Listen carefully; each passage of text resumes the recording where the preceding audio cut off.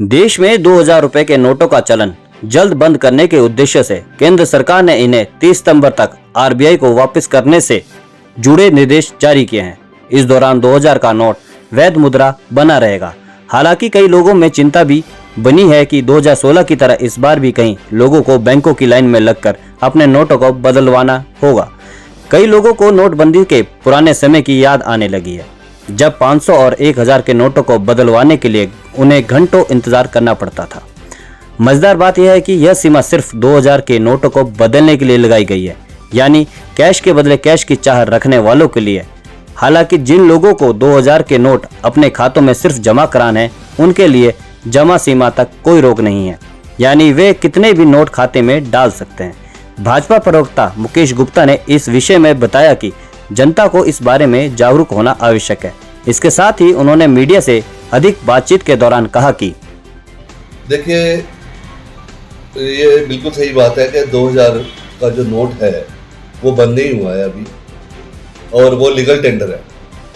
अभी तक उसको कोई आरबीआई ने ऐसा नहीं कहा कि ये लीगल टेंडर नहीं है। अभी भी 2000 के जो नोट है वो चलन में है, और उसके लिए जो एसबीआई है, हमारा बैंक जो है, उसने ये कहा है कि 2000 के नोट जो बदलने के लिए किसी भी तरह का ना तो फार्म भरना पड़ेगा और ना ही कोई पहचान पत्र इसके लिए देना पड़ेगा। ये एक प्रक्रिया है। देश के अंदर में नोट जो है पहले भी बंद हुए हैं। 5000, 10,000, 50,000 के नोट थे, 500, 1000 के नोट उसके बाद बंद हुए। तो जब जब सरकार और आरबीआई को ये लगता है कि इस करेंसी को हमें चेंज करना चाहिए, तो उसके लिए डिसीजन तो लेना ही पड़ता है। लेकिन इन नोटों को लेके जो विपक्ष है वो जनता को गुमराह कर रहा है और उनको पैनिक कर रहा है। और इवन के ये इस तरह से भी विपक्ष जो हमारा कहीं मैंने सुना है कि जैसे बोल रहे हैं कि तालिबानी जो है ये आदेश है। मैं बताना चाहता हूं कि कोई भी तालिबानी आदेश नहीं है। विपक्ष को ये एक चीज जान लेनी चाहिए कि तालिबानी आदेश होते हैं कि इमरजेंसी लगा देना और लोगों को उठाकर जेल में घुसाड़ देना, ये तालिबानी आदेश होते हैं। जबरदस्ती नसबंदी कर देना, ये तालिबानी आदेश होते हैं। या 1984 के अंदर जो दिल्ली के अंदर और जगह पे हुआ, उसको देखकर विपक्ष को समझना चाहिए कि तालिबानी आदेश होते क्या है। ये देश के स्थिरता को देखते हुए, देश की प्रगति को देखते हुए अगर आरबीआई ने ये डिसीजन लिया है, तो ये मैं समझता हूँ कि आरबीआई में बहुत हमारे जो आगे भी इकोनॉमिस्ट बैठे हैं, उन्होंने बहुत सोच समझ के इस निर्णय को लिया होगा कि 2000 के नोट को हम वापस ले लें।